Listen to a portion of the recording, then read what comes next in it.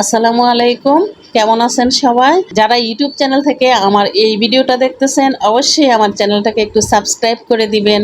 যারা পেজ থেকে আমার রান্নাটা দেখতেছেন অবশ্যই, যারা এখনও আমার পেজটাকে ফলো করেন নাই আমার পেজটাকে একটু ফলো করে দিবেন, একটা লাইক দিয়ে আমার সাথে থাকবেন। আর আমার সম্পূর্ণটা ভিডিও দেখার পরে কেমন লাগলো আপনাদের কাছে আমার এই ভিডিওটা, আমার এই ভুড়ি রান্নাটা, আপনারা অবশ্যই আমাকে একটু কমেন্ট করে জানাবেন।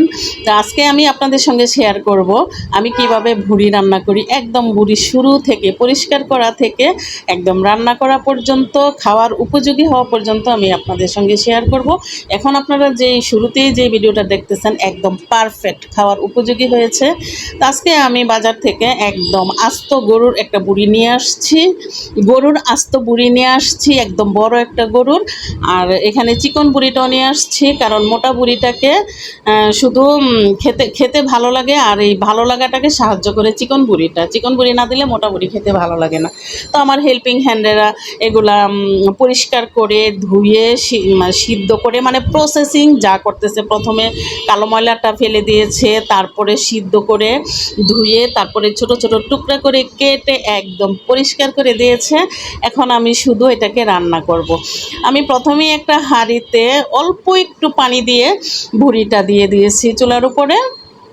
তারপরে পরিমাণ মতো হলুদ গুঁড়া, মরিচ গুঁড়া, যা যা উপকরণ লাগে আমি সব কিছু দিয়ে দিচ্ছি, জিরার গুঁড়া।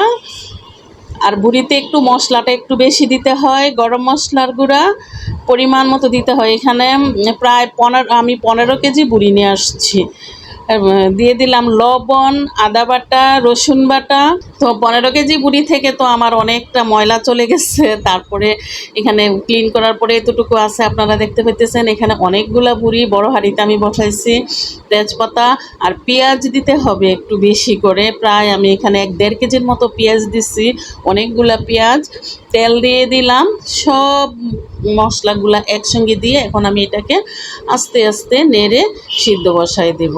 আসলে এই ভুড়িটা যদি আপনারা সম্পূর্ণ আমার ভিডিওটা দেখে আমার মতো করে রান্না করেন, আমি যেভাবে আজকে রান্না করতেছি, যদি এইভাবে আপনারা ফলো করে রান্না করেন, আমার বিশ্বাস যে একবার বুড়ি খাবে সে বারবার খেতে তার মন চাবে।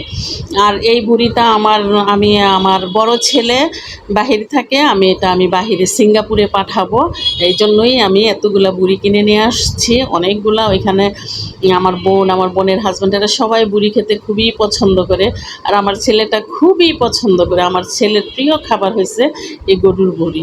কিন্তু আমার ছেলে সবসময় বলে যে আমার মার হাতের রান্নাটা হচ্ছে বেস্ট, ও খাইতে চায়, আম্মু আমাকে একটু বুড়ি রান্না করে পাঠাই দাও। তো এই যে আপনারা এখন যে কালারটা দেখতেছেন, এটা আমি প্রথমে তো আমি একদিন জাল দিচ্ছি, তারপরের দিন জাল দেওয়ার পরে মানে দ্বিতীয় দিন আমি জাল দিতেছি বুড়িটাকে। একদিনে যদি বুড়িটা রান্না করে ফেলি তাহলে কিন্তু মজা হবে না। বুড়িটা আমি 7 দিন ধরে রান্না করছি, একদিনে হয় নাই। তারপরে প্রতিদিন একবার, প্রথম 2 দিন আমি 2 বার করে জাল দিয়েছি, তারপরে আমি 1 বার করে জাল দিচ্ছি। তারপরে দেখি পাতিলের নিচে লেগে যায়। তারপরে আপনারা দেখতে পেয়েছেন আমি একটা কড়াইয়ের মধ্যে দিয়ে বুড়িটাকে একটু জাল দিচ্ছি, জাল দিয়ে আবার পাতিলের মধ্যে করে নিয়েছি অনেকগুলা। তো তারপরে একদম এই যে ভাজা ভাজা করতে হবে অনেক সময় নিয়ে, অনেক ধৈর্য নিয়ে। যদি একদিনে 2 দিনে করে ফেলি তাহলে যে সুন্দর একটা ফ্লেভার, একটা টেস্ট সেটা আসবে না কিন্তু। আর এই যে আমার ভুড়িটা যে দেখতেছেন আমি একদম ভাজা ভাজা সুন্দর করে করতেছি, এটা খেতে খুবই ভালো লাগে, একদম ঝরঝরা গরম গরম ভাতের সঙ্গে খেতে ভালো লাগে। আর আমার ছোট ছেলে তো মাঝে মাঝে লুচি বেজে তারপরে এই ভুড়ি ভিতরে দিয়ে লেবুর রস দিয়ে ও রোলের মতো তৈরি করে খায়। তো আপনারা যদি এইভাবে রান্না করে খান অবশ্যই আপনাদের কাছে ভালো লাগবে। আল্লাহ হাফেজ।